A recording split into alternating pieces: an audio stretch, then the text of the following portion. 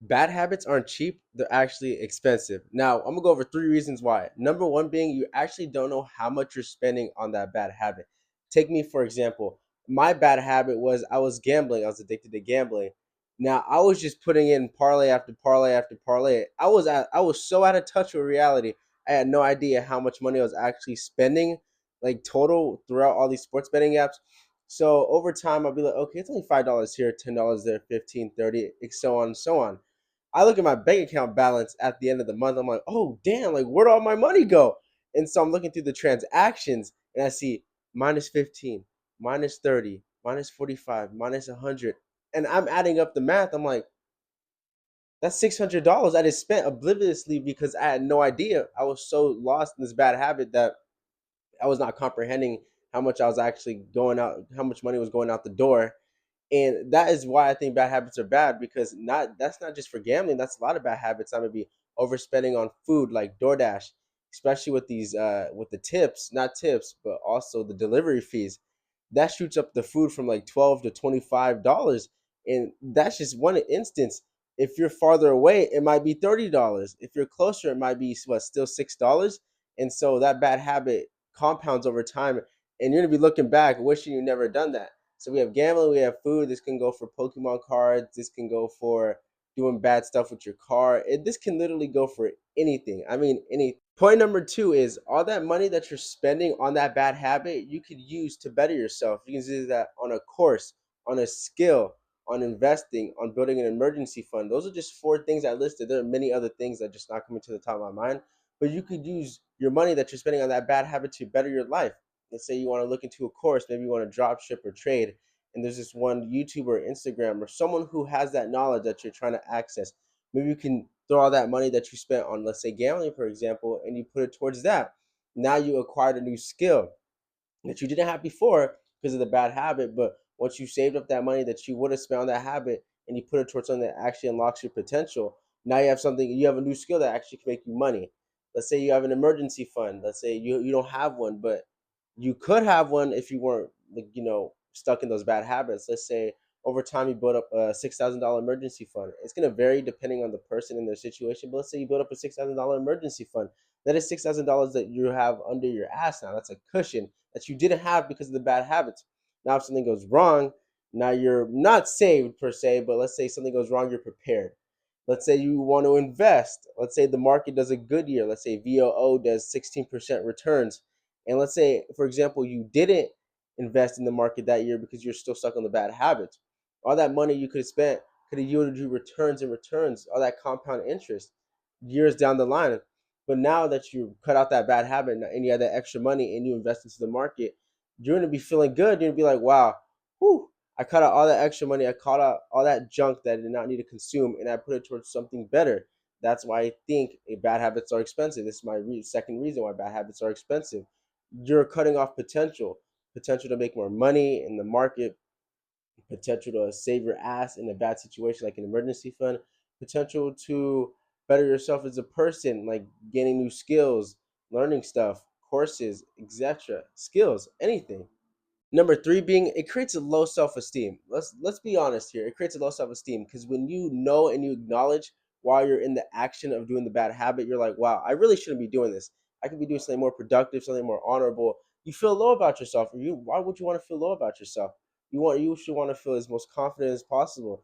And when you're stuck in these bad habits and you acknowledge that you're stuck in these bad habits, it creates like a little rat race, little trap where you're like, oh, I can be doing so much better. I can be better in myself, my better in my situation.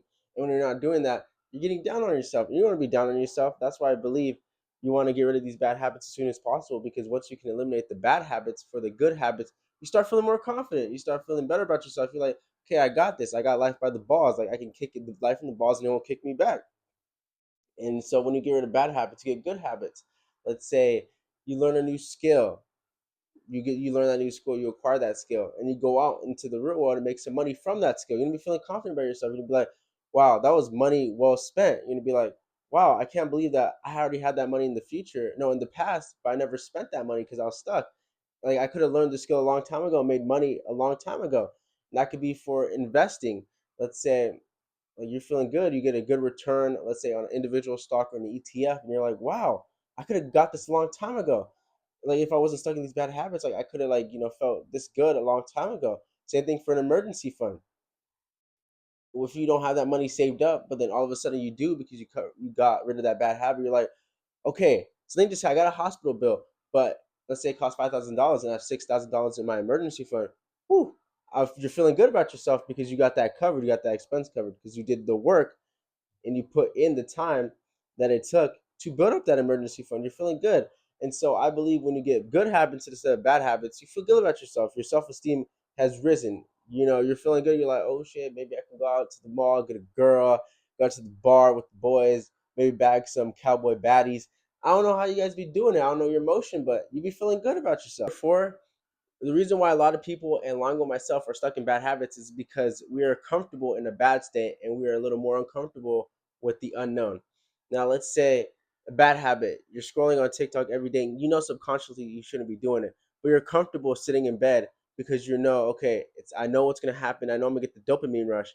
I know I'll be here for 30 minutes to an hour, and then after that, my day can start. That is comfortable, even though it's bad. It's comfortable. It's what we gotten used to. Or on the opposite side, let's say as soon as we wake up, we run a mile, we do 30 jumping jacks. That is uncomfortable to us because it is the unknown. The unknown is what is uncomfortable, even though the unknown, we know that subconsciously the unknown is better than the known, the bad known that we have. We're so used to the bad that we don't want to get in the good. We don't want to take in the good. And so that is something that I've tried personally to get better at. And I say I've been doing that better overall because my bad habit was I wake up, check Instagram, check, TikTok, see if people like my content, see if my friends send me any funny stuff. And I subconsciously, I know, little, I shouldn't be doing that. You should be doing like some exercise, washing your face, taking a shower, bettering yourself, getting yourself off to a good day, good start, like a launch pad. And when you're sitting in TikTok scrolling, you're not in a launch pad, you're fucking depleted.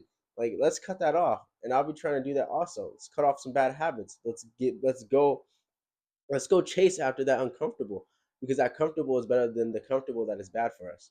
All right. The number 5 reason why bad habits are expensive is you're missing out on your best version of yourself.